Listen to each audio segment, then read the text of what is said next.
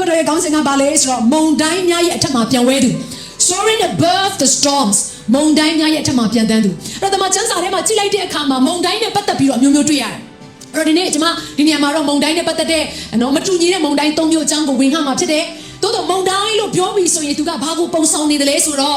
ဒုက္ခဆင်းရဲခြင်းအခက်အခဲပြဿနာမထမတ်ထားတဲ့မမျှော်လင့်ထားတဲ့ပြဿနာတွေကိုသူကရည်ညွှန်းနေခြင်းဖြစ်တယ်ဒါကြောင့်ဒီနေ့ကျွန်တော်တို့ယေရှုခရစ်တော်နောက်ကိုလိုက်တဲ့အခါမှာသခင်ယေရှုခရစ်တော်ကငါနောက်ကိုလိုက်တဲ့သူတိုင်းအခက်အခဲပြဿနာမရှိဘဲနဲ့အစဉ်ပြေရမယ်လို့ယေရှုမပြောထားဘူးသခင်ယေရှုပြောတဲ့အရာကဘာလဲဆိုတော့ငါနောက်ကိုလိုက်တဲ့အခါမှာကိုကားတိုင်းကိုထမ်းပြီးတော့ငါနောက်ကိုလိုက်ရမယ်အခက်အခဲတွေရှိနိုင်တယ်စိန်ခေါ်မှုတွေရှိနိုင်တယ်ဒါပေမဲ့ယေရှုကဒီလိုပြောတယ်ငါကလောကကိုအောင်တော်ဖခင်ရှင်တယ်ဟာလေလုယာဒါကြောင့်ငါ၌တည်တော်သူကအသီးသီးနိုင်တဲ့အခွင့်ရမယ်ငါ၌တည်တော်သူရဲ့အတ္တကပြိုလဲခြင်းမရှိဘူးလို့ဒီနေ့ဘုရားကပြောထားပါတယ်ဒါကြောင့်ဒီနှုတ်ကပတ်တော်ကိုဒီနေ့လေ့လာတဲ့အခါမှာမုန်တိုင်းနဲ့ပတ်သက်တဲ့အရာကိုကျွန်တော်တို့လေ့လာကြမှာဖြစ်တယ်ပြဿနာအခက်အခဲတွေထဲမှာဘယ်လိုမျိုးပြဿနာရဲ့အထက်မှာဘုရားသခင်နဲ့အတူပြန်တမ်းပလဲဆိုတဲ့နေရာမှာကိုနှုတ်ကပတ်တော်အားဖြင့်ကျွန်တော်တို့ကဒီနေ့ဆင်ခြင်နော်ဒီနှလုံးသွင်းကြမှာဖြစ်ပါတယ်အဲ့တော့ဒီနေ့တမန်ကျမ်းစာလေးကိုကြည့်လိုက်တဲ့အခါမှာမုန်တိုင်းနဲ့ပတ်သက်ပြီးပထမအဦးဆုံးမုန်တိုင်းကဘာမှတွေ့ရလဲဆိုကျွန်မနော်ယောနာရဲ့ကြုံတွေ့ရတဲ့မုန်တိုင်းနဲ့ပတ်သက်ပြီးတော့နော်ယောနာဝတ္ထုခန်းကြီး1ခန်းငယ်4ကနေ16မှာတွေ့ရတယ်အဲ့တော့ယောနာနဲ့ပတ်သက်တဲ့မုန်တိုင်းကိုကျွန်မအသေးစိတ်တော့မပြောတော့မနော်ယောနာကိုဒီနေ့ဘုရားခင်က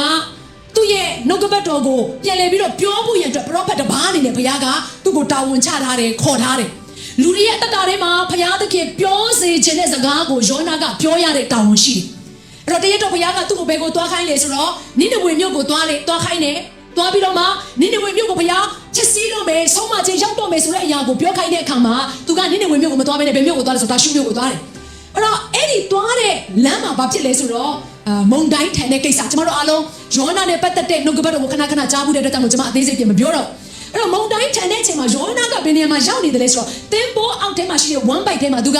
အေးစစ်စစ်အိတ်နေတယ်ဆိုတော့အဲ့မှာရှိနေတဲ့သင်္ဘောထဲမှာလိုက်ပါကြားတဲ့သင်္ဘောသားတွေကအစဟာသူတို့ရဲ့ဖခင်အသီးသီးကိုခေါ်ပြီးတော့မှကဲပါမုန်တိုင်းကိုရက်ပေးပါဆိုပြီးတော့တောင်းပန်ပေးမယ်မုန်တိုင်းကမရက်တဲ့အခါမှာနောက်ဆုံးဘသူရဲ့ဖခင်ကြံသေးတယ်လဲဆိုတဲ့အရာကိုလိုက်ရှာတော့သင်္ဘော one bite ထဲမှာအိတ်နေတဲ့ယောနာဆိုတဲ့ပုဂ္ဂိုလ်တစ်ယောက်ရဲ့ဖခင်တော့ကြံပါပဲဆိုပြီးတော့ယောနာကိုသွားပြီးတော့မှခေါ်နိုးတယ်နောက်ဆုံးယောနာကဘာပြောလဲဆိုတော့ငါ့ကိုပင်လယ်ထဲကိုဘာလုပ်ခိုင်းလိုက်လဲပြစ်ချခိုင်းလိုက်အဲ့တော့ဒီနေရာမှာကျွန်မလေ့လာလိုက်မိတဲ့အရာတစ်ခုကဘာလဲဆိုတချို့သောမုန်တိုင်းတွေကစာရန်လာတိုက်တဲ့မုန်တိုင်းမဟုတ်ဘူးဖျားလွတ်လိုက်တဲ့မုန်တိုင်းဆိုတာရှိတချို့သောပြဿနာတွေကတချို့သောစိန်ခေါ်ခြင်းတွေကကျမတို့မကြိုက်ပါဘူးလို့ခေါ်တဲ့နော်ဒီနေ့ comfort zone ထဲကရွေ့လိုက်ရတဲ့အခြေအနေတွေအားလုံးကစာရန်လာလုံနေတာမဟုတ်ဘဲနဲ့တချို့သောအချိန်မှာဖျားသခင်လှုပ်သွားတဲ့အရာရှိနေဆိုတဲ့အရာကိုကျမသတိထားစေချင်တယ်အဲ့တော့ဘာကြောင့်လဲဆိုတော့တစ်ခါတည်းကျမတို့ရဲ့အသက်တာထဲမှာဖျားခေါ်ထားတဲ့နေရာမှာဖျားခိုင်းထားတဲ့တာဝန်တွေကိုမလုပ်ဘဲနဲ့ထွက်ပြေးပုန်းရှောင်ဖို့ရအတွက်ပြင်ဆင်လိုက်တဲ့အချိန်မှာ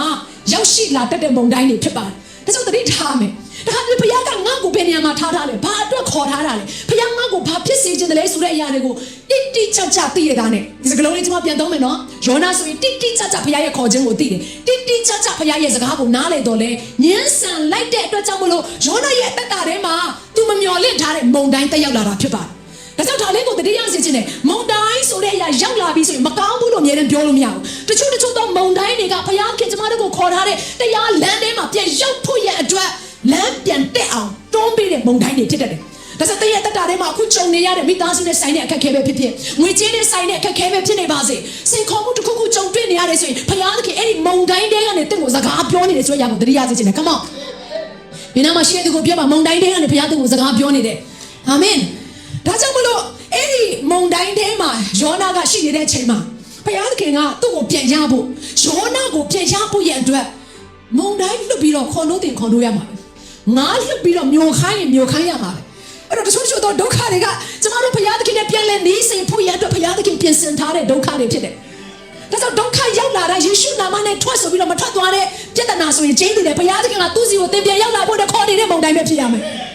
အဲ့တော့ပြောချင်တဲ့အရာတစ်ခုကဘာလဲဆိုတော့ဒီနေ့ကျမတို့ရဲ့အတ္တထဲမှာလမ်းကြောင်းမှန်ဖို့ရန်အတွက်ခေါ်ခြင်းထဲမှာအသက်ရှင်နိုင်စေဖို့ရန်အတွက်ဘုရားခင်ကကျမတို့ရဲ့အတ္တထဲမှာဒုက္ခဆင်းရဲခြင်းတချို့နဲ့ကြုံတွေ့ခိုင်းတယ်ဒါမှပဲကျမတို့ကဘုရားရဲ့အရှိကိုပြန်လေ့လာပြီးတော့မှငါဘာကြောင့်ဒီဒုက္ခဆင်းရဲခြင်းနဲ့ကြုံရတယ်ဆိုတဲ့စဉ်းစားတွေးခေါ်ဆင်ခြင်မှုပြန်ရောက်လာမဟုတ်ဘူးဆိုလို့ရှိရင်ကျမတို့သွားခြင်းတဲ့လမ်းကြောင်းပေါ်မှာပဲကျမတို့အသက်ရှင်ပြီးတော့မှဘုရားစကားကိုညှင်းဆန်ပုံကန်တတ်တဲ့သူတွေဖြစ်လာလိမ့်မယ်ဒါလေးကိုသတိရစေချင်တယ်ဘုရားရဲ့ခေါ်ခြင်းထဲမှာမနေတဲ့သူကဘုရားရဲ့မျက်မှောက်တော်တွေကထွက်တာနဲ့တူတယ်လူကြီးအပြစ်လုံးမှာဘုရားရဲ့မျက်မှောက်တော်တွေကထွက်တာမဟုတ်ဘူးနော် တဲ့ရဲ့တက်တာထဲမှာဖခင်တင်ကိုလှုပ်ခိုင်းတဲ့ဖခင်ရဲ့အလိုတော်နဲ့ဆိုင်တဲ့အရာတစ်ခုခုကိုတင်ကဒီနေ့မှာတင်မလှုပ်ဆောင်လိုက်ပြီဆိုအဲ့ဒီအရာကတင်ဖခင်ရဲ့မျက်မှောက်တော်တွေကနေထွက်ပြီးတော့မှမိမိရဲ့စိတ်ကြိုက်တဲ့အသက်ရှင်ခြင်းဆိုတဲ့အရာကိုပြောနေခြင်းဖြစ်ပါတယ်အဲ့တော့ဒီနေ့မှာကျွန်မဒီလိုပြောတဲ့အခါမှာဒီမှာရှိတဲ့သူတွေကိုခြောက်ချားနေတဲ့နော်လာခြောက်လက်နေတဲ့အရာတွေကိုကျွန်မပြောနေတာမဟုတ်ဘူးဘာကြောင့်လဲဆိုတော့တင်ရဲ့ခေါ်ခြင်းရှင်းနေဆိုရင်ဖခင်တင်အတွက်ပြစ်စင်ထားတဲ့ပန်းတိုင်ကိုတင်မြင်ကိုမြင်ရမယ်ဆိုတဲ့အရာကိုကျွန်မနားလေစေချင်တာဒါကြောင့်မလို့ဒီနေ့ကျွန်တော်တို့ရဲ့အသက်တာထဲမှာပြန်လည်ပြီးတော့စဉ်းစားဆင်ခြင်စေချင်တယ်ဒီနေ့ဝိညာဉ်ရေးရာထဲမှာကိုယ်အနေနဲ့ဖခင်ရဲ့မျက်မှောက်တော်တွေကနေထွက်ပြီးတော့အလိုတော်ကိုမဆောင်ဘဲနဲ့တက်တာဖြစ်ဖို့ရန်အတွက်ကိုယ်အစဉ်ပြေဖို့ရန်အတွက်နေရာတနေရာကိုကိုရှုထားတယ်ဆိုရင်ဒီနေ့မကြခင်မှာမုန်တိုင်းရောက်လာလိမ့်မယ်မကြခင်မှာတည့်ရဲ့တက်တာထဲမှာငားမျိုးပြီးတော့အဲ့ငားရဲ့ဝမ်ပိုက်ထဲမှာအခက်အချက်တဲနဲ့နေရာတဲ့အချိန်မရောက်လာဘူးနဲ့ဖခင်တင်ကိုကြိုတင်ပြီးတော့သတိပေးတဲ့စကားဖြစ်မယ်လို့ကျွန်မယုံကြည်တယ်ဒါဘေးနားမှာရှိတဲ့သူကိုပြောပါယောနာလိုမုန်တိုင်းမကြုံရဘူးစောစောဖခင်ရဲ့ခေါ်ခြင်းကိုပြန်လာခဲ့ပါလို့ You got to come back quickly amen မြန်မြန်ပြန်လာခဲ့ချိန်လုံးနဲ့ရိုက်မှအမြဲတမ်းဒုက္ခဆင်းရဲနဲ့အမြဲတမ်းကြုံတွေ့ရမှာဘုရားထံရောက်မယ်ဆိုရင်ဘုရားကချိန်လုံးနဲ့ရိုက်တာလို့ဒုက္ခဆင်းရဲခြင်းတို့ကိုရစ်ရောပေးပါလိမ့်မယ်။ဘာကြောင့်လဲ။အဲ့ဒီချိန်လုံးနဲ့ရိုက်တာ तू မသိပါဘူးတဲ့။ဒုက္ခဆင်းရဲခြင်းကြောင့်တည်းရဲ့အတ္တမရနိုင်ငံတဲ့ကိုမရောက်ဘူးဆိုရင်ဘုရားခင်ကအဲ့ဒုက္ခဆင်းရဲခြင်းနဲ့တင့်ကိုပြန်ဆွဲခေါ်ပေးရမှာပဲ။ဘာကြောင့်လဲဆိုတော့ तू ဟာကောင်းသောဖခင်ဖြစ်တယ်။အာမင်။ကောင်းသောဖခင်ကသားသမီးတွေအတ္တလမ်းမလွဲစေဖို့ရန်အတွက်ဆုံးရှုံးခြင်းမရောက်စေဖို့ရန်အတွက်အမြဲတမ်းသူ့ရဲ့နီလန်းတွေနဲ့ပြန်လဲဆွဲခေါ်ပေးတဲ့ဘုရားဖြစ်နေတာ။ကျတဲ့တက်တာထဲမှာဒီနေ့ဒုက္ခဆင်းရဲခြင်းနဲ့ဆိုင်တဲ့မုန်တိုင်းတစ်ခုခုတွေ့ပြီးဆိုရင်နင်ထုံးလို့မရရင်တတိယပါအဲ့ဒါဖျားလွှတ်လိုက်တယ်မုန်တိုင်းဖြစ်တယ်တင်တော့မဲ့ຢာကဘာလို့ရမလဲဒူးထောက်ပြီးတော့ကိုတော့ကျွန်တော်ပြန်လာပါပြီဆိုတဲ့နောင်တရခြင်းနဲ့ not my will yours be done ကိုတော့အလိုတော်ပဲကျွန်တော်ရဲ့တက်တာထဲမှာပြည့်စုံပါစေကျွန်တော်ရဲ့စန္ဒကျွန်တော်ရဲ့အလိုမဟုတ်ဘူးဆိုတဲ့အရာကိုညံ့ရမှာဖြစ်တယ်ပြတော့ဒီနေ့မှာယောနာကဘာဖြစ်လို့မလုပ်ချင်တယ်လဲဆိုတော့ तू လှုပ်လိုက်လို့အဲ့မှာရှိတဲ့သူတွေတိဆောက်เสียပြောင်းလဲเสียနောင်တရเสียဖြစ်သွားမှာဆိုလို့ तू ကမလုပ်တာလေအဲ့တော့ဒီနေ့ဒီနေရာမှာရှိနေတဲ့သူများတင်ကိုဘုရားကcell group ထဲမှာခေါ်ထားတာလည်းဖြစ်နိုင်တယ် ministry တစ်ခုခုမှာခေါ်ထားတာလည်းဖြစ်နိုင်တယ် interpreter ministry ပဲဖြစ်ဖြစ် worship ministry ပဲဖြစ်ဖြစ် children ministry ပဲဖြစ်ဖြစ်ဘုရားခေါ်ထားတယ်ဆိုရင်လုပ်ပါတတိယစီခြင်းနဲ့လုပ်ပါဆိုတော့သူတွေကမဟုတ်ဘူးငါကခံယူတော့သူတက်အနေနဲ့ပဲငါရှိခြင်းနဲ့ဆိုရင်ကျွန်မဒါလေးကိုသိစေခြင်းနဲ့ဘုရားသခင်ကတည့်ရဲ့အတ္တထဲမှာရှိနေတဲ့စုဂျေဇုတွေကိုသူ့ရဲ့ဘုန်းတော်အဖို့လို့ငါလူမြောက်များစွာအကောင်းကြီးခံစားရရှိစေဖို့ရန်အတွက်ပြန်သုံးခြင်းအဲ့ဒါကိုတတိယစီခြင်းနဲ့အဲ့တော့တည့်ရဲ့အတ္တကိုပင်လယ်တွေမဖြစ်စေခြင်းဘူးပင်လေတွေကသူ့စီမှာရေတွေစီးဝင်သွားတယ်ဒါပေမဲ့ပြန်ပြီးတော့သူကစီးထွက်ခြင်းမရှိတဲ့အတွက်ကြောင့်မို့လို့သူ့ထဲကိုရောက်လာတဲ့ငါးမှန်များသိတယ်သို့တော့သူ့ကိုဘုရားကဘလို့ဖြစ်စေခြင်းတည်းဆိုတော့တည့်ရဲ့အတ္တကိုဂါလိလည်းအိုင်မှာရှိနေတဲ့နော်ဒီနေ့ဂျော်ဒန်မြစ်ကြီးလိုမျိုးနော်အဲ့လိုစီးဝင်သွားတဲ့အတ္တလိုမျိုးဘုရားကစီးထွက်သွားတဲ့အတ္တလိုမျိုးဘုရားကဖြစ်စေခြင်းတယ်ဘာကြောင့်လဲဆိုတော့စီးဝင်ပြီးစီးထွက်တဲ့အတ္တမရှိဘူးဆိုရင်ဒါကပြဿနာရှိတယ်ခန္ဓာကိုယ်တော်မှာစားပြီးပါပြန်လောက်ရတယ်ဟယ်လိုဖတ်တာပဲမဟုတ်ဘူးလားဒါကြောင့်တည့်ရဲ့အတ္တထဲမှာဘုရားခေါ်ထားတဲ့အရာရှိတယ်ဆိုတော့ကိုသတိရစေခြင်းတယ်ခေါ်ခြင်းကိုမရှောင်ပါနဲ့တယောက်နဲ့တယောက်ဘုရားသခင်ဆုကျေးဇူးပေးတာချင်းမတူပါဘူးငါကအသက်ကြီးသွားလို့ဆိုပြီးတော့ဒီနေ့ဘုရားသခင်ကအိုပယ်ဆိုပြီးတော့သူ့ကိုဘုရားเจ้าမှာမပယ်လိုက်ဘူးအဲ့ဒီအသက်ကြီးခြင်းနဲ့ဆိုင်တဲ့ဘုရားသခင်ရဲ့တည့်ရဲ့ခေါ်ခြင်းဆိုတာရှိတယ်ဆိုရအောင်တရားစေခြင်းနဲ့အသက်ငယ်ခြင်းနဲ့ဆိုင်တဲ့ခေါ်ခြင်းအတန်နဲ့ဆိုင်တဲ့ခေါ်ခြင်းဟာလေလုယာချက်ပြုတ်ခြင်းနဲ့ဆိုင်တဲ့ခေါ်ခြင်းဒါကြောင့်ဒီနေ့ဒီမှာရှိရတဲ့သူတွေကျွန်တော်တို့ရဲ့အသက်တာထဲမှာဘုရားသခင်ခေါ်တဲ့အရာကဘယ်အရာလဲဆိုတာကိုပြန်လည်ပြီးတော့စဉ်းစားဆင်ခြင်စေခြင်းနဲ့စီဝင်ခြင်းရှိရမယ်စီထွက်ခြင်းရှိရမယ်ဒါမှသာလေဘုရားသခင်ရဲ့ဘုန်းတော်ဘုရားရဲ့ခေါ်ခြင်းတရားတတ်တာတွေမှာတင်ရှားမှာဖြစ်တယ်ကဲအဲ့တော့ဒုတိယမုန်တိုင်းကပါလဲဆိုသခင်ယေရှုကြုံတွေ့ရတဲ့မုန်တိုင်းဖြစ်တယ်သခင်ယေရှုကြုံတွေ့ရတဲ့မုန်တိုင်းဒါကိုလုကာခန်းကြီး8အခန်းငယ်22ကနေ25မှာပြန်ဖတ်ရင်တွေ့ရတယ်အဲ့ကျမ်းစာကိုကျွန်မအသေးစိတ်မပြောတော့ဒီမုန်တိုင်းကိုကြည့်လိုက်တဲ့အခါမှာဒီမုန်တိုင်းကယောနာကြုံတွေ့ရတဲ့မုန်တိုင်းနဲ့မတူဘူးယောနာကတော့ဘုရားရဲ့အလိုတော်ကိုမဆောင်တဲ့အတွက်ကြောင့်မလို့ဘုရားကအလိုတော်လမ်းကြောင်းမှာရောက်လာဖို့အတွက်ပြန်ခေါ်တဲ့မုန်တိုင်းသို့တော်ကိုသခင်ယေရှုခရစ်တော်ဘုရားကကြတော့ခမဲတော်ဘုရားရဲ့အလိုကိုဆောင်တော်သူဖြစ်တယ်ဒါပေမဲ့သခင်ယေရှုခရစ်တော်ဘာကြောင့်မုန်တိုင်းကိုကြုံရတယ်လဲအဲ့တော့ပြန်ပြီးတော့တေချာကြည့်လိုက်တဲ့အခါမှာယေရှုခရစ်တော်ကဂါလိလဲအံကိုဖျက်တဲ့အကြောင်းရင်းကတစ်ဖက်မှာရှိတဲ့ခါရနာပီမှာရှိတဲ့လေကောင်နဲ့ဆိုးဆွဲနေတဲ့သူကိုလွတ်ချင်းပေးဖို့ရအတွက်တယောက်တော့သူအတွက်သူကအဲ့ဒီကန်းကိုဖျက်ကူးတဲ့ကိစ္စဖြစ်ပါတယ်အဲ့တော့ဒီနေရာမှာဒီမုန်တိုင်းထန်စေတဲ့အရာကတော့ရန်သူစာတယ်ပဲဖြစ်ရမယ်ဘာကြောင့်လဲဆိုတော့ခမဲတော်ရဲ့အလိုကိုဆောင်ဖို့အတွက်ယေရှုကအလိုတော်လမ်းကြောင်းထဲမှာသွားနေတဲ့အခါမှာအဲ့ဒီအလိုတော်ထဲကနေရရှိလာမဲ့လွတ်မြောက်ခြင်းအဲ့အလိုတော်တွေကရရှိမဲ့မန္တရဲ့မျိုးရိုးတွေပြိုကျခြင်းဆိုတဲ့အရာမှာဖြစ်ဖို့ရန်အတွက်ယေရှုနဲ့အတူတကွပါလာတဲ့တပည့်တော်တွေကအစာကြောက်လန့်သွားစေဖို့ရန်အတွက်မုန်တိုင်းထန်တဲ့ကိစ္စဖြစ်တယ်။သင်ဟာဖခင်ရဲ့အလိုတော်လက်ကြောင်းထဲမှာအသက်ရှင်နေဆိုရင်မုန်တိုင်းရောက်လာတတ်တယ်။ဟာပြေးမလွတ်ပါလား။ဟုတ်တယ်ပြေးမလွတ်ဘူးမုန်တိုင်းထဲမှာဒီနေ့ကျမတို့ကိုဘုရားသခင်ကပြေးမလွတ်ပဲနဲ့မုန်တိုင်းကိုခဏခဏကြုံခိုင်းနေဆိုတဲ့အရာကဘာကြောင့်လို့ထင်လဲ။ဒါလေးကိုအမြဲတမ်းသတိရပါ။မုန်တိုင်းမရှိဘဲနဲ့ကျွမ်းကျင်တဲ့တင်မောပဲကန်ရှင်ဆိုမပေါ်လာဘူး။ဒါကြောင့်မလို့ကျွမ်းကျင်တဲ့တင်မောပဲကန်ရှင်ဆိုတာဘယ်အချိန်မှပေါ်လာတယ်လဲဆိုတော့မုန်တိုင်းရှိတဲ့နေရာကိုဖြတ်သွားလိုက်တော့မှပဲကျွမ်းကျင်တဲ့ တင်ပေါ်ပိတ်ကန်ရှင်ဆိုတဲ့အရာကပေါ်လာတာပဲဒီလိုပဲမုန်တိုင်းရှိမှပဲမုန်တိုင်းရဲ့အထက်မှာဘလို့ပြန်တန်းရမလဲဆိုတဲ့အရာကိုကျမတို့ကသဘောပေါက်မှာဖြစ်တယ်အာမင်ဒါကြောင့်ဒီနေ့တမန်ကျမ်းစာထဲမှာကြည့်လိုက်တဲ့အခါမှာယေရှုခရစ်တော်အဲ့လိုသွားတဲ့အချိန်မှာတဲ့ကြီးစွာသောလေမုန်တိုင်းကတက်ရောက်လာတယ်အဲ့တော့လေမုန်တိုင်းပြင်းထန်တဲ့အတွက်ကြောင့်မလို့တပည့်တော်တွေကဘာလုပ်ကြလဲယေရှုကျွန်တော်တို့သေတော့မယ်ကျွန်တော်တို့ကိုကယ်ပါဆိုပြီးတော့ယေရှုကိုအော်တယ်သို့တော့ယေရှုကဘာလုပ်နေလဲဆိုမုန်တိုင်းထဲမှာဘာလုပ်နေလဲယေရှုကအိတ်နေတယ်ယောနာလည်းမုန်တိုင်းထဲမှာအိတ်နေတာပဲဒါပေမဲ့ယောနာထလာတဲ့အခါမှာတော့ယောနာကဘာပြောလဲဆိုတော့ကျွန်တော်လုပ်တဲ့အမှားတော့ကျွန်တော်ကိုပင်လယ်ထဲမှာပြစ်ချလိုက်ပါလို့ပြောတယ်သို့တော့ယေရှုကကျတော့ခမင်းတော်ရဲ့အလိုတော်ကိုစောင့်နေတဲ့အချိန်မှာမုန်တိုင်းထန်တဲ့အတွက်ကြောင့်မလို့ယေရှုကတော့နိုးလာတဲ့အချိန်မှာဘာလုပ်လဲသူ့ရဲ့ခန္ဓာကိုယ်ကိုပင်လယ်ထဲမှာပြစ်ချလိုက်ပါဆိုပြီးတော့ယောနာလို့မပြောဘူးသူဘာလုပ်လဲဆိုတော့လေနဲ့ပင်လယ်ကိုဆုံးမမတူဘူးနော်ဖခင်ရဲ့အလိုတော်လမ်းကြောင်းထဲမှာမရှိတဲ့အခါမှာဒီလောကရဲ့ဒုက္ခဆင်းရဲခြင်းထဲမှာသင်ဟာပြိုလဲတက်ပြီးတော့ဖခင်ရဲ့အလိုတော်လမ်းကြောင်းထဲမှာသင်ကမုန်တိုင်းကိုကြုံဆုံရပြီဆိုရင်တော့မုန်တိုင်းရဲ့အထက်မှာနေရတဲ့အခွင့်နဲ့တင့်ကိုဘုရားကအောင်နိုင်ရတဲ့ကိုဘုရားရှင်ကပေးတာဖြစ်တယ်မတူဘူးအာမင်အဲ့တော့ဒီနေ့ဘုရားခင်ကနော်ဒီနေ့စောင့်စီခြင်းတဲ့အလိုတော်ကိုယေရှုခရစ်တော်ဆောင်တဲ့အခါမှာတစ်ဖက်မှာကြုံလာရတဲ့မုန်တိုင်းတွေကြောင့်မလို့ယေရှုနဲ့အတူတူလိုက်တဲ့တပည့်တော်တွေအားလုံးကသူတို့ထဲထဲမှာကြောက်ရွံ့နေတယ်သူတို့ထဲထဲမှာတုန်လှုပ်နေတယ်သူတို့ရှေ့ဆက်ဖို့ရန်အတွက်သူတို့မသွားခြင်းလောက်တဲ့အထိကိုဖြစ်လာတယ်အသက်အနည်းနဲ့ရင်ဆိုင်ရတဲ့စိန်ခေါ်မှုတွေဖြစ်လာတဲ့အတွက်ကြောင့်မလို့တော်ပါပြီကွာဆိုတော့နော်လက်လျှော့လိုက်ခြင်းတဲ့အချိန်မှာဒီနေ့သခင်ယေရှုခရစ်တော်ကတော့မဟုတ်ဘူးမင်းတို့မှာယုံကြည်ခြင်းတစ်ခုပဲလို့လေအဲ့ဒီယုံကြည်ခြင်းကမုန်တိုင်းရဲ့အထက်မှာပြန်တန်းစေနိုင်တဲ့တကောအခွင့်အာဏာကိုပေါ်ထွက်စေလို့ယေရှုခရစ်တော်ကသူတို့ကိုသင်ပေးတယ်မုန်တိုင်းကြုံတဲ့အခါမှာနည်းနည်းလေးသဘောပေါက်ဥပမာပေးရမယ်ဆိုလို့ရှိရင်အခုကျမတို့ကျမ်းစာထဲမှာသိပါတယ်ရှမ်းဆုံဆိုရင်သူထောင်ထဲကိုရောက်တယ်ထောင်ထဲရောက်ခြင်းဆိုမုန်တိုင်းတစ်မျိုးပေါ့ဒါဒီခေတ်နဲ့ပြဿနာနဲ့ရှင်တွဲပြီးတော့နားလည်အောင်ပြောပြတာထောင်ထဲကိုရှင်ဆုံရောက်သွားတဲ့အကြောင်းရင်းကဘာကြောင့်ရောက်တာလဲမိမလိုက်စားလို့ရောက်တာဟယ်လို right ဒါပေမဲ့ရောတက်လဲထောင်ထဲကိုရောက်တယ်ဒါပေမဲ့ရောတက်ထောင်ထဲကိုဘာကြောင့်ရောက်တာလဲသူ့ကိုလာလိုက်စားနေတဲ့မိမကိုရှောင်ပြီးထွက်ပြေးလို့ထောင်ထဲကြတယ်ထောင်ထဲရောက်တာချင်းတော့တူတယ်မုန်တိုင်းအတိုက်ခံရခြင်းတော့တူတယ်ဒါပေမဲ့အရင်မြင့်မတ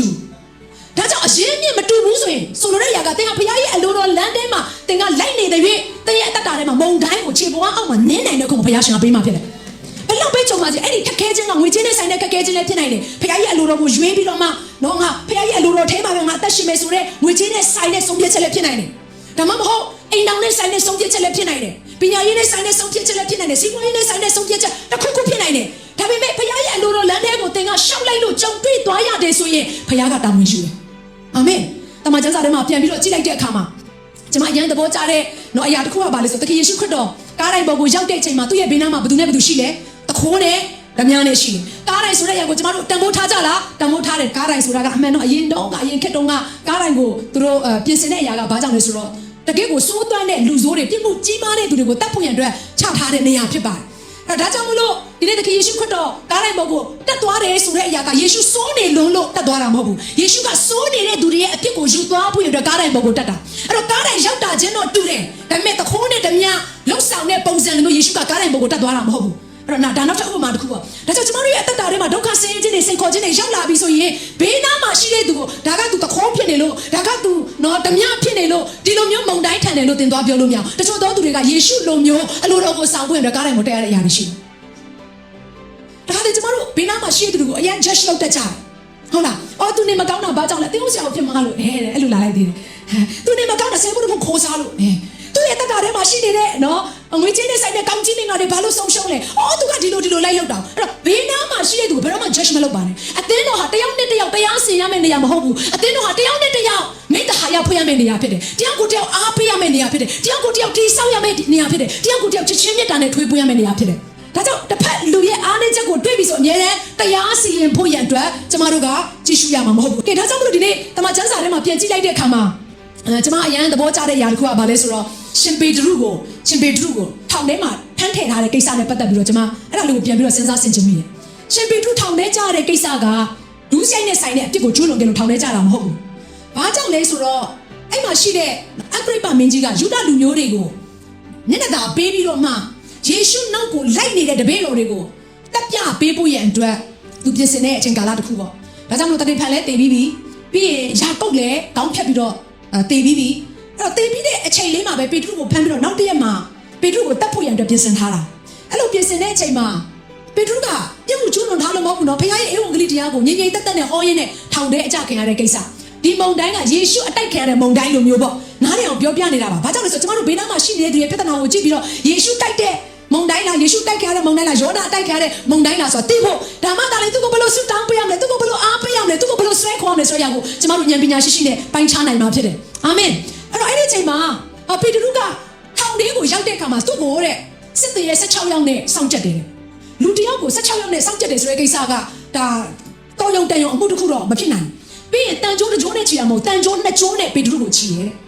ဲပြီးပေတရုကိုထောင်ထဲမှာထည့်ထားတဲ့အခါမှာတန်ကြိုးနှစ်ကြိုးနဲ့ချီထားတော့လေဘယ်နဲ့ညာမှာတဲ့စစ်သည်ရဲ့2ယောက်ထပ်ပြီးတော့စောင့်ထားသေးတယ်တဲ့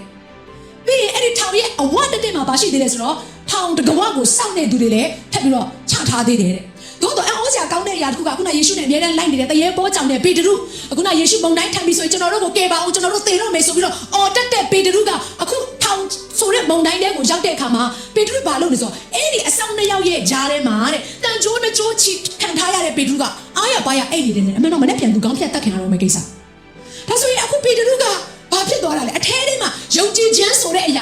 ာကြီးထွားလာတဲ့အရာဝိညာဉ်ပိုင်းဆိုင်ရာမှာအရင်တော့ကလည်းမတူတော့တဲ့ပြဿနာတွေကိုမြင်တဲ့အမြင်ပြောင်းသွားတယ်ဆိုတဲ့အရာကိုပြောနေတာပဲတခါတည်းကျမတို့ကပြဿနာကိုမြင်ပြီးဆိုစိတ်တက်ချတတ်က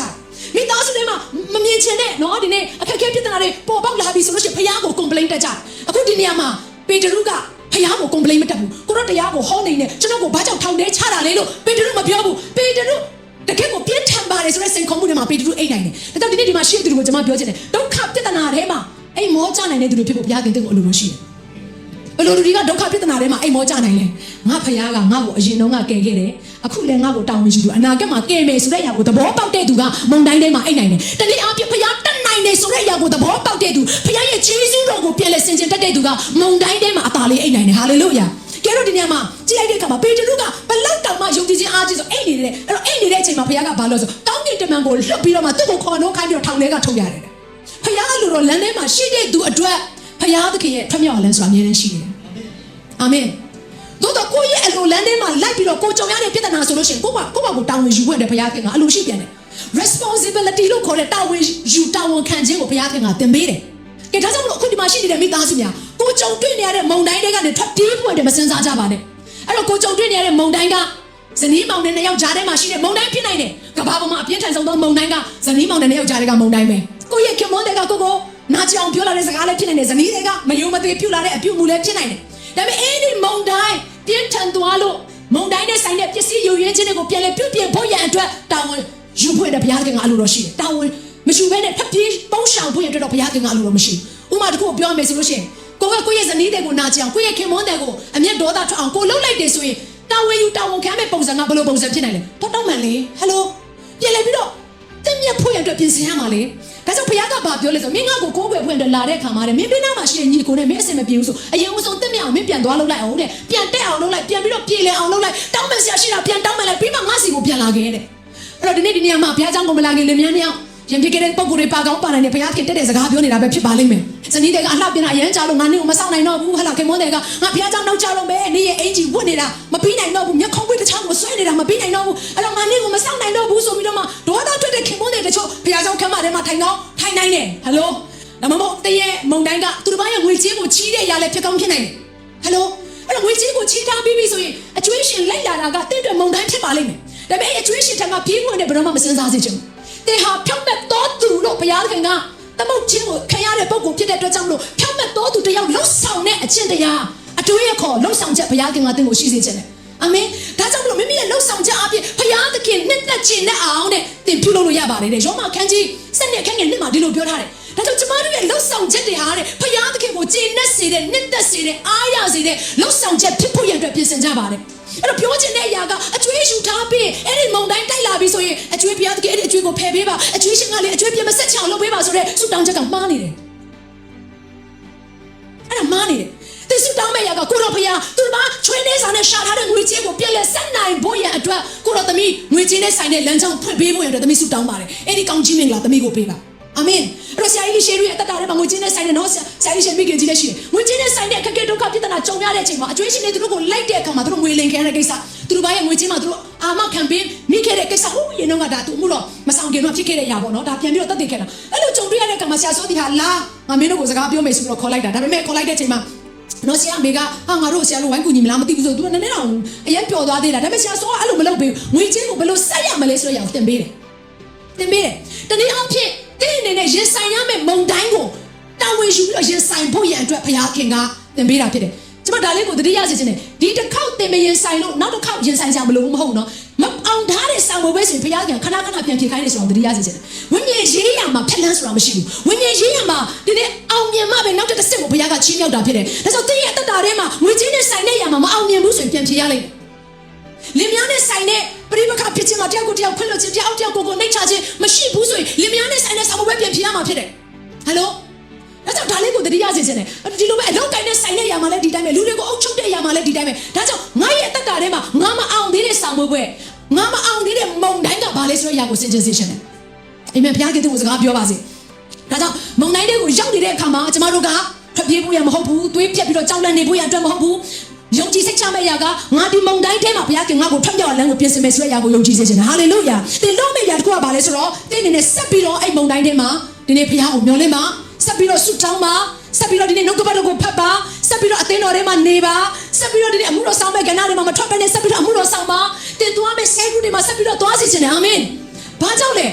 ကိုယ့်ရဲ့အသက်တာထဲမှာမုန်တိုင်းထန်နေပြီဆိုရင်တယောက်တည်းဖြစ်တန်းတာနဲ့အဖွဲလိုက်ဖြစ်တန်းတာကကွာတယ်တယောက်တည်းဆိုရင်ဘယ်နှမှာအားပေးမဲ့သူမရှိဘူးဒါကြောင့်ကျမ်းစာထဲမှာဒေသနာကျမ်းထဲမှာဒီလိုပြောထားတယ်တယောက်လဲရင်တယောက်ပြန်ထူခွင့်တယ်အနားမှာမိတ်ဆွေလိုတယ်တဲ့ဒါကြောင့်တရဲ့အသက်တာထဲမှာဒုက္ခပြဿနာနဲ့ကြုံလာပြီးဆိုရင်အသင်းတော်တွေကထွက်ဖို့ဘယ်တော့မှမစင်စားစေချင်ဘူးယုံကြည်သူတွေနဲ့မိသားစုဖွဲ့တဲ့ရပြတ်တောက်သွားစီဖို့ရင်ဘယ်တော့မှအဆက်မဖြတ်စေချင်ဘူးဒါမှပဲတင်မုန်တိုင်းကိုဘယ်လိုအောင်ရမလဲဆိုနီးလန်းကိုသဘောပေါက်မှာဖြစ်တယ်ကဲနောက်တတိယတစ်ခုကတော့ရှင်ပေါလုကြုံတွေ့ရတဲ့မုန်တိုင်းဖြစ်တယ်အဲ့ရှင်ပေါလုကြုံတွေ့ရတဲ့မုန်တိုင်းကိုတမန်တော်73ကနေ44မှာဖော်ပြထားတယ်အကုန်လုံးကျွန်မမဖတ်ဘူးအဲ့ရှင်ပေါလုကြုံတွေ့ရတဲ့မုန်တိုင်းကဘယ်လိုမုန်တိုင်းလဲဆိုတော့ရှင်ပေါလုကအဖမ်းခံရတယ်အဖမ်းခံရတာကသခင်ယေရှုရဲ့အင်္ဂလိပ်တရားစကားကိုပြောရင်းနဲ့အဖမ်းခံရတာ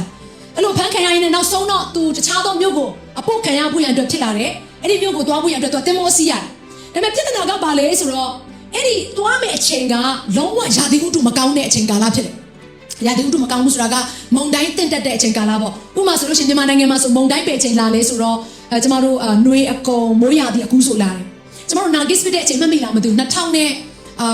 8ခုနှစ်မေလ2ရက်နေ့ညမှာစဖြစ်တယ်3ရက်နေ့မှာအပြင်းထန်ဖြစ်သွားခဲ့တယ်အဲ့တော့ကျမသားကြီးကိုကျမကိုဝင်လွယ်ထားတာเนาะဒါလွန်ခဲ့တဲ့16နှစ်လောက်ကအချိန်ပေါ့เนาะဆိုတော့ကျမသားကြီးကိုကျမကိုဝင်လွယ်ထားတဲ့အချိန်မှာမုန်တိုင်းအရန်ပြင်းတဲ့အခါမှာကျမအရန်ကြောက်တာဘာကြောင့်လဲဆိုတော့မုန်တိုင်းကရိုးရိုးမှမဟုတ်တာသူကအတန်လာတယ်เนาะမုန်တိုင်းမှာအတန်ရှိတယ်မုန်တိုင်းနဲ့အတူတူဘာလာလဲဆိုတော့ရှင်းသမျှတော့အမိုက်တရိုက်တွေအကုန်ပါလာတယ်ကျမမှတ်မိသေးတယ်ကျမကအဲ့တုန်းကကျောင်းကုန်းလန်းเนาะမြင်းဒီကုန်းမှာနေတဲ့အချိန်ဖြစ်တော့သူတို့ကအဲ့အချိန်တုန်းကကျမတို့ဒီဆလောင်းဖုံးလေးတွေရှိတယ်ဟိုကျမတို့ TV ကြည့်တဲ့အခါမှာတုံးတဲ့ဆလောင်းတွေလေဒီလားဒါဆိုရင်အဲ့ဆလောင်းသိတဲ့သူရှိလက်မြောက်ပါဦးအဲ့ဒါတော်တော်အသက်ကြီးနေတဲ့သူတွေပဲသိရနော်ဒီခေတ်မှာအဲ့ဒါတွေမရှိတာတော်တော်အသက်ကြီးတဲ့သူသဘောပေါက်တယ်နော်ကိုချင်းတွေကိုသိပြီ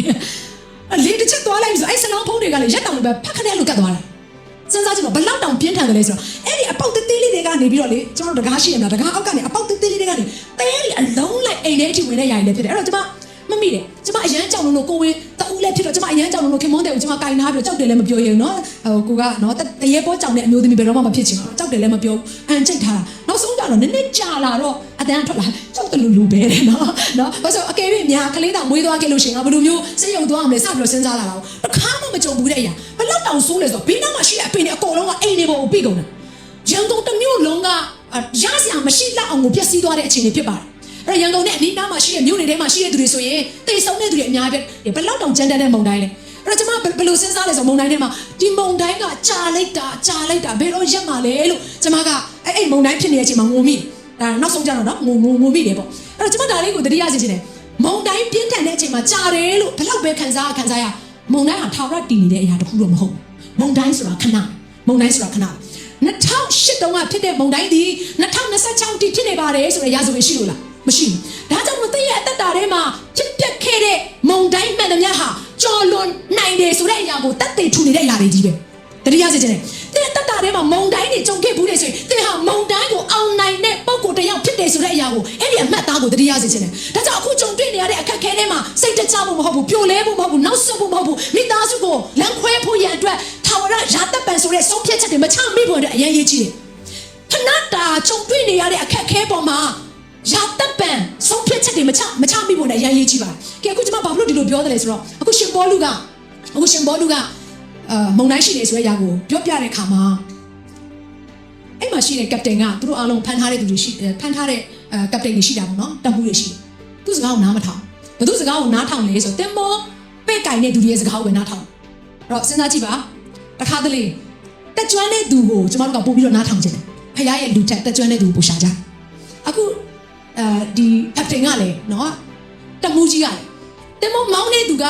ရှင်ပေါလုတက်ပို့ပြီးတော့တက်မှာပဲဆိုပြီးတော့ထင်ပြီးတော့မှနားထောင်လိုက်တာအဲ့တော့ကြီးမားမားဒုက္ခရောက်တဲ့အရာဖြစ်လာအဲ့တော့ဒီမှာညီပုံလေးတစ်ခုကျမပြချင်တယ်ဒါကသူရှင်ပေါလုသွားခဲ့တဲ့နော်ခီးလန်းကြောင်းဖြစ်တဲ့ဒါတမောစီးတဲ့ခီးလန်းကြောင်းဘယ်နားမှာစဖြစ်တယ်လဲဆိုတော့ကျမတို့အဲ့မှာမိုးကြိုးလေးတိမ်လေးနဲ့ပြစ်နေတဲ့နေရာနေစဖြစ်ပြီးတော့မှချစ်လိုက်တာရက်ပေါင်း14ရက်ကြာတယ်မုံတိုင်းကျမပြောပြမယ်မုံတိုင်း2ရက်ပဲဖြစ်တာတော့မှကျမအနေနဲ့တော်တော်ကြီးကိုခြောက်ချတာကမ်းမမြင်လမ်းမမြင်တဲ့နေရာမှာကြဲမမြင်ရနော်အလင်းရောင်မရှိတော့တဲ့ဘယ်နေရာကိုရှောက်နေလဲဆိုတဲ့အရာကိုမသိတဲ့နေရာမှာ14ရက်တိမုံတိုင်းထန်တယ်ဆိုတဲ့ကိစ္စကကြီးမားတဲ့ကိစ္စတစ်ခုဖြစ်တယ်အဲ့တော့ဒီမုံတိုင်းလေးကိုရှင်ပေါလုရောက်သွားရခြင်းကတရားနာထောင်မှာရှင်ပေါလုရဲ့အမှားကြောင့်မဟုတ်ဘူးဖခင်ရဲ့အလိုတော်လမ်းထဲမှာမရှိလို့မဟုတ်ဘူးတစုံတယောက်ရဲ့မှားယွင်းတဲ့ဆုံးဖြတ်ချက်ကြောင့်ခံလိုက်ရတဲ့မုံတိုင်းဘယ်သူရဲ့မှားယွင်းတဲ့ဆုံးဖြတ်ချက်လဲဆိုတော့အခုနကပတိန်လို့ခေါ်တဲ့တက်မှုရဲ့မှားယွင်းတဲ့ဆုံးဖြတ်ချက်ကြောင့်ခံလိုက်ရတဲ့အသက်နဲ့ဆိုင်တဲ့တကယ်ကိုကြောက်စရာကောင်းတဲ့မုံတိုင်းဖြစ်တယ်ဒါကြောင့်ဒီနေရာမှာကိုမလုတ်ပင်းနဲ့ခံနေရတဲ့မုံတိုင်းတချို့ရှိတယ်တချို့သောသားသမီးတွေရှိတယ်တအားလိမ်မာကြပါတယ်မိဘအပေါ်မှာလည်းတိတ်တက်ကြတယ်မိဘကိုလည်းပြန်လဲရှာဖွေကျွေးမွေးတတ်တဲ့ကလေးလေးတွေဟုတ်ပါတယ်ဒါပေမဲ့မိဘကကြတော့သူတို့ရဲ့ဆုံးဖြတ်ချက်မှားယွင်းမှုကြောင့်အိမ်တော်ကပျော်ကွဲပြီးတော့မှတချို့သောသားသမီးတွေဟာမိသားစုနဲ့ဆိုင်တဲ့အရာမှာကြောက်ရွံ့တုန်လှုပ်ပြီးတော့မှအမြဲတမ်းငိုကြွေးနေရတဲ့မိသားစုတွေတချို့ရှိတယ်ဒါကကိုမလုတ်ပင်းနဲ့ကိုယ့်ရဲ့အပေါ်မှာရှိနေတဲ့တမှုဆိုတဲ့ຢာကရှင်ပေါလုရဲ့အပေါ်မှာရှိတဲ့သူဖြစ်သွားပြီလေနော်ကိုယ့်ရဲ့အပေါ်မှာရှိနေတဲ့ခေါင်းဆောင်တစ်ယောက်ရဲ့ဦးဆောင်နိုင်တဲ့သူတစ်ယောက်ရဲ့မှားယွင်းတဲ့ဆုံးဖြတ်ချက်ကြောင့်ခံရတဲ့ဒုက္ခဆင်းရဲခြင်းဖြစ်တယ်ဥပမာတစ်ခုကိုပြောရမယ်ဆိုလို့ရှိရင်အလုပ်ထဲမှာဆိုပါစို့စီးပွားရေးလုပ်ငန်းလုပ်နေတဲ့သူတစ်ယောက်ကသူ့ရဲ့အကျိုးမြတ်ကိုပဲကြည့်ပြီးတော့တခါတည်းဒေဝါလီခံဖို့အတွက်စ조사ပြီးတော့မှဒီအလုပ်ကိုပိတ်သိမ်းလိုက်တဲ့ပုံစံပေါ့အောက်မှာရှိနေတဲ့ဝန်ထမ်းတွေအားလုံးဒုက္ခရောက်သွားရင်ရောက်သွားပါစေအခုချိန်မှာငါဒီလောက်ဆိုရင်အဆင်ပြေပြီးငါအမြတ်ငါယူပြီးတော့ထွက်သွားမယ်လို့စဉ်းစားလိုက်တဲ့ပုံစံပေါ့နားလည်လားမသိဘူးအဲ့တော့ကိုကမမှားပြီမဲ့ကိုကစ조사ပြီမဲ့လေတစ်ဖက်မှာအပေါ်ကလှုပ်လိုက်တဲ့မှားယွင်းတဲ့ဆုံးဖြတ်ချက်ကြောင့်အောက်မှာရှိတဲ့သူတွေအားလုံးကြီးမားမားဒုက္ခခံစားရတယ်ဆိုတဲ့အရာမျိုးပေါ့ပြောချင်တဲ့အရာကငါရဲ့အရာငါရဲ့ယာတုငါရဲ့အခွင့်ပေးခံရတဲ့အရာအပေါ်မှာအခွင့်ကောင်းယူပြီးတော့မှမှားယွင်းစွာဥဆောင်တဲ့အရာတွေကမြောက်များစွာသောသူတွေကိုထိခိုက်ဒဏ်ရာရစေတယ်ဆုံးရှုံးစရာဖြစ်စေတယ်ဆိုတဲ့အရာကိုသိစေချင်တယ်ဒါကြောင့်အိမ်ထဲမှာရှိနေတဲ့အိမ်တော်ဦးစီးတွေဖခင်တွေမိခင်တွေကျွန်မဒါလေးကိုသတိပေးချင်တယ်ကိုယ့်ရဲ့မှားယွင်းတဲ့ဆုံးဖြတ်ချက်ကြောင့်ကိုယ့်ရဲ့သားသမီးတွေဒုက္ခရောက်တာဘယ်နှခါရှိပြီလဲဟယ်လိုကိုယ့်ရဲ့မှားယွင်းတဲ့စကားလုံးတွေကြောင့်ကိုယ့်ရဲ့သားသမီးတွေနှလုံးသားထဲမှာဒဏ်ရာရသွားတာဘယ်နှခါရှိပြီကိုယ့်ရဲ့မှားယွင်းတဲ့ဥဆောင်မှုကြောင့်အသင်းတော်မှာရှိနေတဲ့နော်ကိုနဲ့အတူတူရှိနေတဲ့ ministry ထဲမှာရှိနေတဲ့သူတွေဘယ်နှယောက်ခံစားရပြီးပြီလဲဘယ်နှယောက်ကအဲ့ဒီနာကျင်ခြင်းခါတီးခြင်းခွမလွတ်နိုင်ခြင်းဆိုတဲ့ထဲမှာပိတ်မိနေပြီလေဆိုတဲ့အရာကိုစဉ်းစားစစ်ခြင်းစီခြင်းဒါကြောင့်ဒီနေ့ကျမတို့ရဲ့ဆုံးဖြတ်ချက်တွေမှားရွေးရင်ရရှိသွားမဲ့ဒုက္ခဆင်းရဲခြင်းတွေအကျိုးသက်ရောက်မှုတွေကျမတို့ရဲ့အနားမှာရှိတဲ့သူတွေခံစားရနိုင်ကြအကြောင်းရှိတယ်ဆိုတဲ့အရာကိုအမြဲတမ်းဆင်ခြင်နေဖို့နဲ့ဘုရားကတည်းကစကားပြောနေတယ်အာမင်အဲ့ရှင်ဘောလို့အဲ့ဒုက္ခဆင်းရဲခြင်းတွေကိုရောက်သွားတဲ့အခါမှာထမင်းလဲစားလို့မရဘူးစဉ်းစားကြည့်ပါတင်းမောပေါ်မှာတဲ့ရက်ပေါင်းများစွာထမင်းလဲစားလို့မရတော့ဘူးအရန်ကိုဒုက္ခရောက်တဲ့အခါမှာဒါကရှင်ဘောလို့တဲ့နာကျင်စရာဖြစ်ပေမဲ့အဲ့ဒီမုံတိုင်းထဲမှာရှင်ဘောလူကဘာလုပ်လဲဆိုတော့ခွတ်လွတ်ဖို့ရတဲ့သူကြိုးစားတယ်။ဒါကြောင့်မုံတိုင်းထဲမှာတင်ရောက်သွားပြီဆိုကိုမလုပ်တဲ့အပြစ်အတွက်ကိုမလုပ်တဲ့ဆုံးဖြတ်ချက်အတွက်တင်ဟာအဲ့ဒီမုံတိုင်းထဲမှာဒုက္ခရောက်ပြီဆိုပထမအဦးဆုံးတင်လို့မဲ့ရာကမုံတိုင်းရောက်စေဖို့ရတဲ့မှားယွင်းစွာဆုံးဖြတ်တဲ့ပုံကိုယ်တွေကိုတင်ခွတ်လွတ်ဖို့ရတဲ့အရေးကြီးတယ်။တင်ရဲ့မိဘလည်းဖြစ်နိုင်တယ်တင်ရဲ့အလုပ်ရှင်လည်းဖြစ်နိုင်တယ်တင်ရဲ့လုပ်ဖို့ဆောင်ဖက်လည်းဖြစ်နိုင်တယ်။ဒါကြောင့်ခွတ်လွတ်ခြင်းဆိုတဲ့အရာကိုတင်ရှုံးမတွက်လိုက်ပါနဲ့။အဲ့တော့ပထမဦးဆုံးတစ်ချက်မှာရှင်ဘောလူကတမန်တော်20မှာဒီလိုပြောထားတယ်။အစာကိုမစားဘဲကြာမြင့်စွာနေကြပြီးမှပေါလုသည်ထိုသူတို့ရဲ့အလယ်၌ထား၍အချင်းလူတို့ငါစကားကိုနားထောင်၍ကရတီကျွန်းမှမလွတ်ဘဲနေလေဤပစ္စည်းဆုံးရှုံးခြင်းတွေကင်းလို့ရ၏အခုဒီနေရာမှာနောက်ထပ်ဆုံးရှုံးခြင်းမရောက်ဖို့ရန်အတွက်ရှင်ဘောလူကခွင့်လွတ်ပြီးတော့မှနောက်တစ်ဖန်အကြံပြန်ပေးတယ်ဆိုတဲ့အရာကိုတွေ့ရတယ်အဲ့တော့ခွင့်လွတ်ခြင်းဆိုတဲ့အရာကဘာကိုပြောတာလဲခွင့်လွတ်ခြင်းဆိုတဲ့အရာကအတိတ်ကဆိုင်တဲ့အမှားတွေအားလုံးကိုရှော့ပေးလိုက်တဲ့အရာကိုပြောနေတာဆိုလိုတဲ့အရာကအတိတ်နဲ့ဆိုင်တဲ့အရာကိုပြောင်းလဲလို့မရတော့တဲ့အတွက်အဲ့ဒီအတိုင်းကိုခြံထားခဲ့ပြီးတော့မှဘုရားသခင်ထပ်ပြုမဲ့အမှုတဲ့အတွက်ပြင်ဆင်လိုက်တဲ့နှလုံးသားအတွေးခေါ်ကိုပြောနေခြင်းဖြစ်တယ်ဒါကြောင့်ဒီမှာရှိတဲ့မိသားစုများတင်းရဲ့အသက်တာထဲမှာဘသူတွေကိုတင်နော်သူ့ရဲ့အမှားကြောင့်ခွမလွတ်ပဲနဲ့ချီနှောင်ထားတဲ့အရာရှိနေတယ်ဒါလည်းကိုပြန်ပြီးတော့စဉ်းစားသိချင်တယ်သူ့ကိုမြင်လိုက်တဲ့ခါတိုင်းမှာငါတော်တော်လေးနာတယ်ဆိုတဲ့အရာမျိုးရှိနေသလားသူ့ရဲ့မကောင်းကြောင်းကိုပြန်ပြောဖို့ရတဲ့အားရပါရပြောဖို့ရတဲ့စကားလုံးတွေနဲ့အင်အားတွေရှိနေသေးသလားဒါဆိုတင်ခွင့်လွတ်ဖို့ရတဲ့လိုအပ်တယ်ဆိုတဲ့အရာကိုပြောနေတာပဲအဲ့တော့ခွင့်လွတ်ပါလို့ပြောတဲ့အခါမှာဒါလေးကိုသတိရပါခွင့်လွတ်လိုက်တဲ့အခါမှာခွင့်လွတ်ပြီးသွားပြီဆိုပြီးတော့မှတင်ချက်ချင်းအဆင်ပြေသွားမယ်လို့တော့မထင်နဲ့ခွင့်လွတ်တယ်ဆိုတဲ့အရာကအတိတ်မိတာမဟုတ်ဘူးဒါ ဒါကြောင့်မို့နာကျင်စရာရှိတဲ့ຢာတွေအားလုံးကိုသင်တစ်ခါတလေမှကြုံလာတဲ့အခါမှာသင်တတိယကောင်ရလိမ့်မယ်ခွင့်လွတ်တယ်လို့ပြောတဲ့အခါမှာအဲ့လူကိုအပြည့်အဝပြန်ယုံပေးတဲ့ကိစ္စကိုပြောနေတာမဟုတ်ဘူးခွင့်လွတ်ပြီးတာနဲ့အဲ့လူတယောက်ကိုသင်ချက်ချင်းယုံပေးဖို့ဆိုတာမဖြစ်နိုင်ဘူးယုံပေးဖို့ရတဲ့ trust ရရာကကြတော့အချိန်ကာလတစ်ခုကိုတိဆောက်ရတာဖြစ်တယ်အချိန်ကာလတစ်ခုရတော့မှပဲသူ့ကိ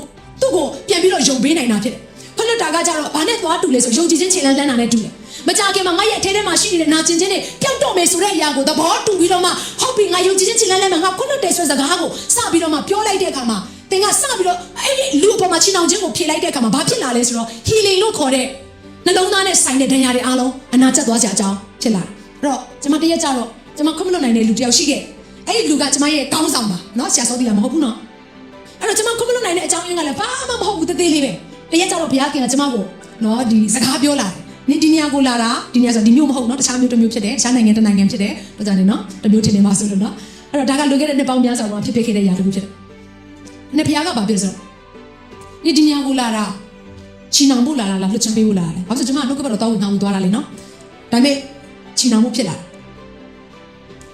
ခွင့်လွတ်ခြင်းဆိုတာ level အများကြီးရှိတယ်မိဘကိုခွင့်လွတ်တဲ့ခွင့်လွတ်ခြင်းကတစ်မျိုးမောင်နှမကိုခွင့်လွတ်တဲ့ခွင့်လွတ်ခြင်းကတစ်မျိုးလုပ်ပေါ်ဆောင်ဘက်ကိုခွင့်လွတ်ခြင်းကတစ်မျိုးဆရာသမားကိုခွင့်လွတ်ခြင်းကတစ်မျိုးဝိညာဉ်ရေးရာခေါင်းဆောင်ကိုခွင့်လွတ်တဲ့ခွင့်လွတ်ခြင်းကတစ်မျိုး level တွေမတူကျွန်မရဲ့ဘဝမှာအခက်ဆုံးကအဲ့ဒီအရာပဲဖြစ်နေဒါနဲ့ကျွန်မကအဲ့ဒီအချိန်မှာဟုတ်ပြီကိုတော့ဒါဆိုကျွန်မဒီလူကိုဒီပုဂ္ဂိုလ်ကိုခွင့်လွတ်နိုင်ဖို့လည်းကျွန်မပြင်ဆင်မယ်ကျွန်မလုံးဝထမင်းမစားရင်မတောက်ပဲနဲ့ရေတော့တောက်တယ်ထမင်းမစားပဲနဲ့3ရက်တိတိကျွန်မအစာရှောင်တယ်ကျွန်မအစာရှောင်တယ်ပထမတစ်ရက်မှာပဲဘုရားသခင်မျက်မှောက်တော်တွေကိုကျွန်မဝင်တဲ့အခါမှာဘုရားကဘာပြောလဲဆိုတော့နေ့ရက်ဘဝမှာတဲ့ဒါခွင့်လွတ်နိုင်ဖို့လည်းကျွန်မအစာရှောင်နေရနော်ဘုရားကဘာပြောလဲနေ့ရက်ဘဝမှာတဲ့ငငယ်လေးကလေးကနေပြီးတော့ဒီနေ့အထိလောက်ခဲ့တဲ့အဖြစ်တွေအားလုံးနဲ့ပြန်ပြီးတော့ငါရဲ့အရှိမဝင်ချပါပြန်ပြီးတော့အဲ့ဒါကိုစင်ကျင်ပြီးတော့ငါရဲ့အရှိမထုတ်ဖို့ပြောဆိုပါတယ်ဒါနဲ့ကျွန်မလည်းဟိုးသေးလေးတွေအောင်ငါဒီလိုလုပ်ခဲ့တယ်ဒီလိုတော့လုပ်ဖူးတယ်ဒီလိုတော့ပြောဖူးတယ်ဒီလိုတော့စဉ်းစားဖူးတယ်တစ်ခုရေတွက်တာနောက်ဆုံးလက်တလုံးပြစ္ဆုတ်ပန်တိရောက်လာတဲ့အခါမှာကျွန်မသိလိုက်တဲ့အရာတွေကဟာငါအပြစ်တော်တော်များတာပဲဆိုတဲ့အရာကိုကျွန်မသဘောပေါက်လာ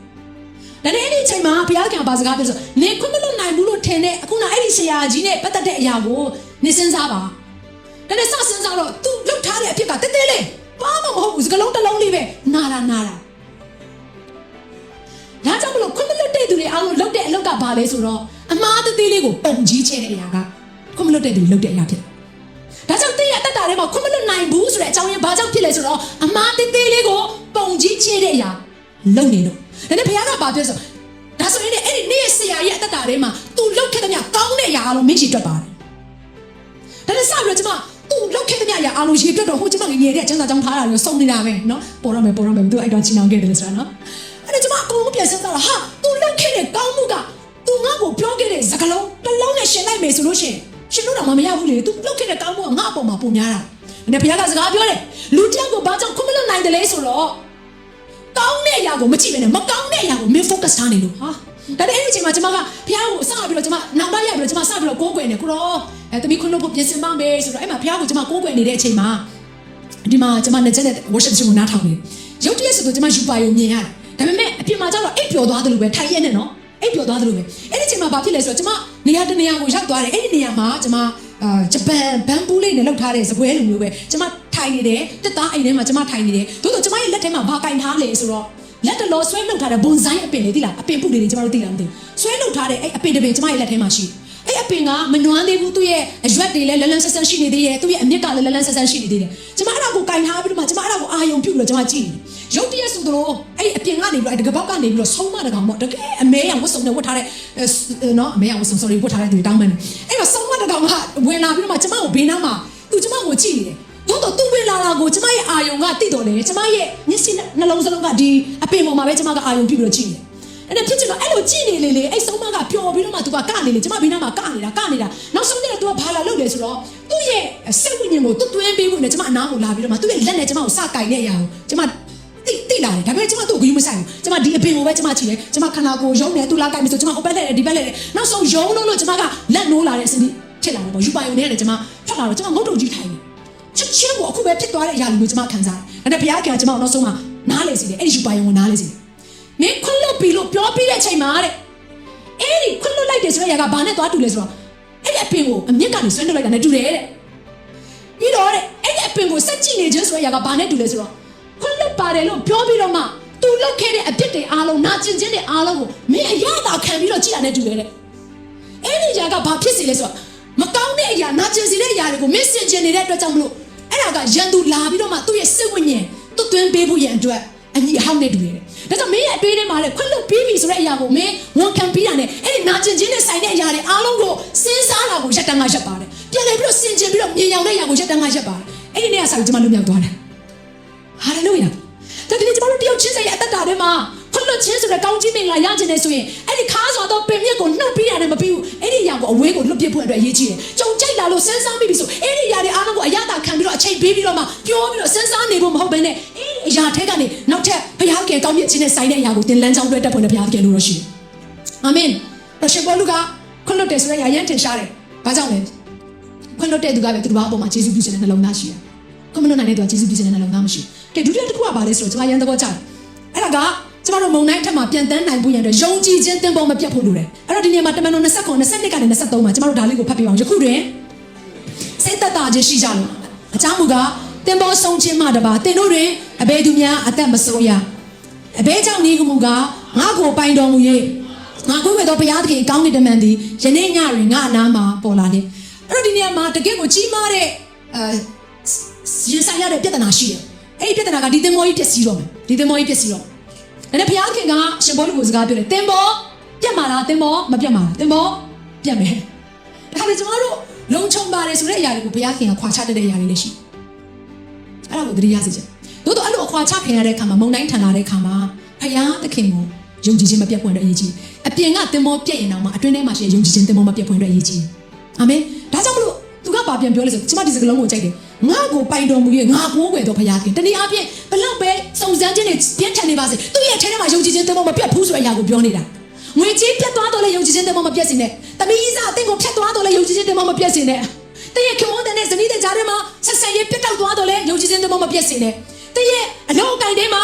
အခြေအနေမဟန်တော့ရင်လဲယုံကြည်ခြင်းသင်္ဘောမပြတ်စေနဲ့ဘယ်နာမှရှိတဲ့သူကိုပြောပါယုံကြည်ခြင်းသင်္ဘောမပြတ်စေနဲ့ထပ်ပြောပါယုံကြည်ခြင်းသင်္ဘောမပြတ်စေနဲ့ဒါကြောင့်မလို့အပြင်မှာရှိတဲ့အခြေအနေတွေဘလောက်ပဲပြိုလဲပါစေအတွင်းထဲမှာဘုရားသခင်နဲ့ပတ်သက်လာတဲ့ຢာဘယ်တော့မှမပြိုလဲဖို့တဲ့ဘုရားသခင်တင်ကိုကောင်းချီးပေးပါစေကဲအဲ့ဒါမှသာလေတည့်ရဲ့အတ္တတွေမှာရှေ့ကိုဆက်နိုင်မှာဖြစ်တယ်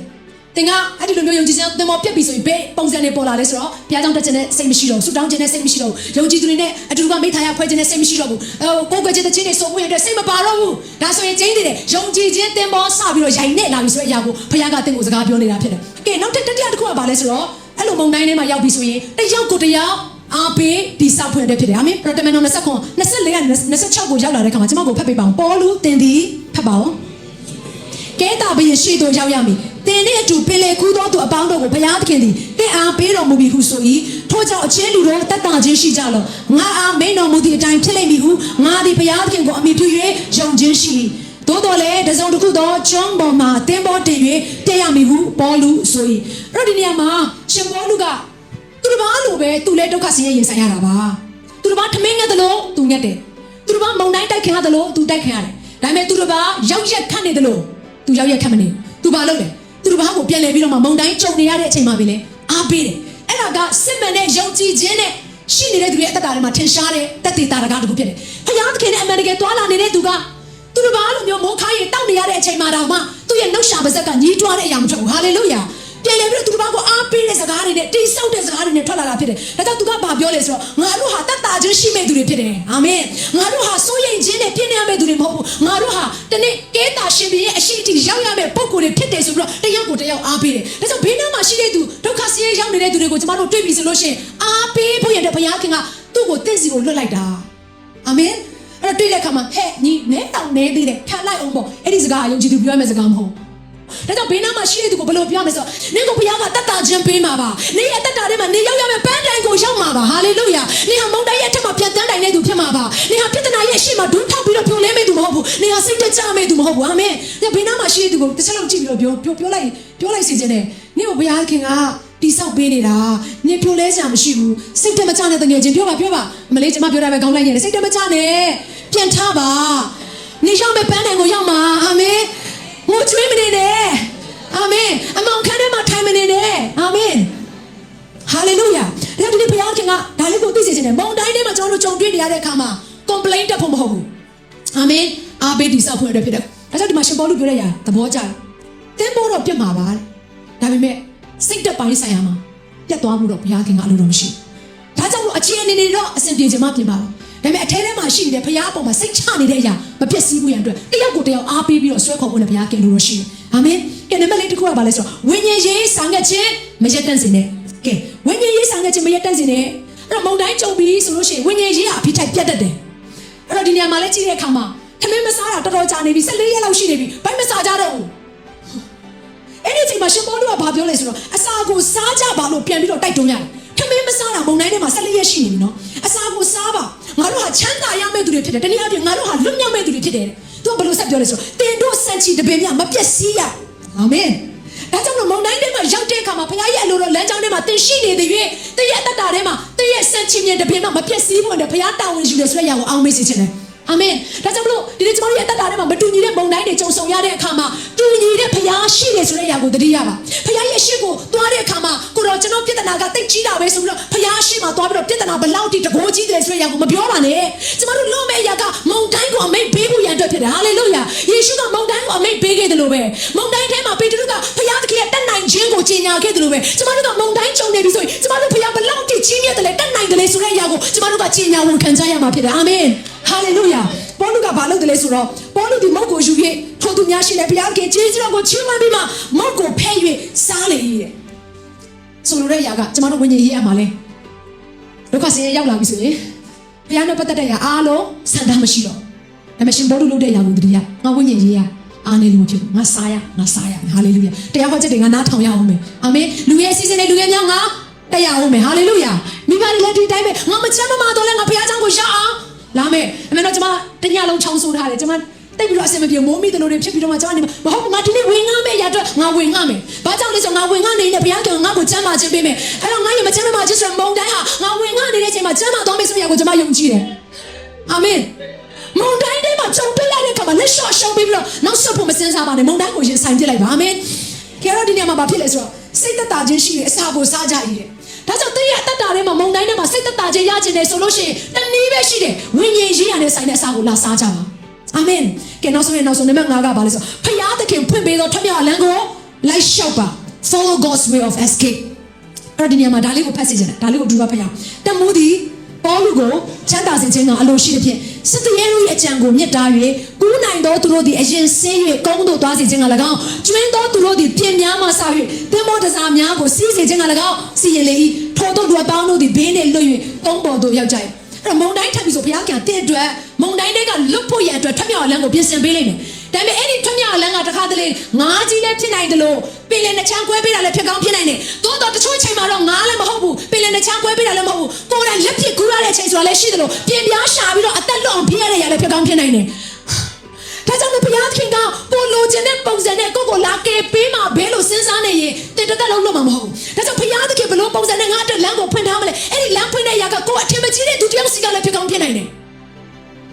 ဒါကြောင့်ဘုရားငါ့ကိုဘလို့လမ်းသူလမ်းဖွင့်ပေးတဲ့ပုံစံကပြင်ပြားတပြားလို့ဒါမှမဟုတ်ကင်မော်ထဲမှာရှိနေတဲ့ကျိုးပဲ့သွားတဲ့အပိုင်းအစတစ်ခုခုလို့ဖြစ်နေရင်တော့အဲ့ဒီအထဲကနေငါ့ကိုလွတ်မြောက်စေမယ်ဆိုရင်အဲ့ဒီຢာကိုငါဖတ်တွယ်ဖို့အတွက်ဝန်မလေးတော့သူတွေဖြစ်ပါဒါကြောင့်ကျွန်တော်ရဲ့အသက်တာထဲမှာဘုရားသခင်ထမြောက်လမ်းကိုပေးပြီးဆိုကြီးမများနဲ့luxury ထမြောက်လမ်းလို့ဘုရားမပြောတော့ဘူးကိုယ့်အတွက်ဘုရားသခင်ပြင်ဆင်ပေးတဲ့အရာပေါ်မှာဂျေဇုတင်ပြီးတော့ဂျေနဲ့ချင်းနဲ့အဲ့ဒီအရာပေါ်မှာဝန်ခံပြီးတော့မှထွက်လိုက်ပါဘုရားသခင်ပြင်ဆင်ထားပြီးတဲ့ထမြောက်လမ်းတဲ့အတွက်တကယ်ကိုအကောင်းကြီးဖြစ်စေမဲ့လမ်းကိုသင်ရောက်သွားမှာပါနောက်ဆုံးဧကရမင်းရှိတီရောက်မယ်ဆိုတဲ့အတိုင်းပဲရှင်ဘောလူရောက်ခဲ့တာပဲမဟုတ်ဘူးလားဒါဆိုသင်ရဲ့အသက်တာထဲမှာသင်ရောက်ခြင်းတဲ့ပန်းတန်ကိုအရောက်ပို့ပေးမဲ့ဘုရားသခင်ကဘယ်လိုပုံစံနဲ့ပဲသင်ကိုထမြောက်ခိုင်းမကြည့်ချင်နဲ့တခါတလေခရစ်ယာန်တွေကအယံကိုကြီးကျယ်တဲ့ယူပါယုံတွေရှိကြတယ်ခမ်းနားတဲ့ယူပါယုံတွေရှိကြတယ်ဒါပေမဲ့စိတ်တက်တော့မကြီးကျယ်ကြနဲ့ကြီးမားတဲ့ယူပါယုံရှိတာကောင်းတယ်ဒါပေမဲ့ကြီးကျယ်တဲ့စိတ်ထားရှိတာလည်းမကောင်းဘုရားကဒီလိုပုံစံပဲကျွန်တော်ကိုချင်းမြောက်ပဲဒီလိုပုံစံပဲကျွန်တော်ကိုကောင်းချီးပေးမဟုတ်ဘူးကိုတို့အလိုတော်အတိုင်းကျွန်တော်ကိုထမြောက်စေမယ်ဆိုဒီလမ်းမှာကျွန်တော်သဘောတူတယ်လို့ပြောဖို့ရတယ်ပဲဖြစ်ပါဒါကျွန်မအမြဲတမ်းပြောတယ်လူတို့သဘောမတူဘယ်လိုလုပ်ခရီးကိုဆက်လို့ရမှာလဲဒါကြောင့်လို့သင်ကိုထမြောက်ဖွင့်တယ်ဘုရားသခင်ကဒီနီလန်းပေးတယ်ဆိုဒီနီလန်းမှာထမြောက်ဖွင့်တယ်ဘုရားသခင်နဲ့အတူသင်လျှောက်လန်းဖို့နဲ့ဒီနေ့ဘုရားသခင်အလိုတော်ရှိပါတယ်အာမင်ဒါကြောင့်လို့ဒီနေ့ဘုရားသခင်ထမြောက်စေတဲ့လမ်းကိုလိုက်လျှောက်ဖွင့်ရတဲ့ဒီနေ့ဘုရားသခင်သင်ကိုနိုးဆော်နေတာဖြစ်တယ်အလင်းမြန်လျှောက်ဖွင့်ရတဲ့အတွက်ဒီနေ့အားယူကြပါ ဘာကြောင့်လဲဆိုဒီနေ့ဘုရားသခင်အလိုတော်ထဲမှာသွားတဲ့သူကမုန်တိုင်းရဲ့အထက်မှာပြန်တန်းနိုင်တော့ကိုကိုပေးတယ်ဘယ်တော့မှအဲ့ဒီလူကမဆုံးရှုံးဘူးဟာလေလုယာဒါကြောင့်ဘုရားကဘာပြောလဲကောင်းတဲ့သူလို့ခေါ်တဲ့ငါရဲ့စကားကိုနားထောင်တဲ့သူရဲ့တက်တာလုံခြုံစွာနေရမယ်ဘေးကိုမကြောက်ဘဲနဲ့ညင်ဝတ်တဲ့ခွင့်ဘုရားကပေးမယ်လို့ပြောထားတယ်ဟာလေလုယာ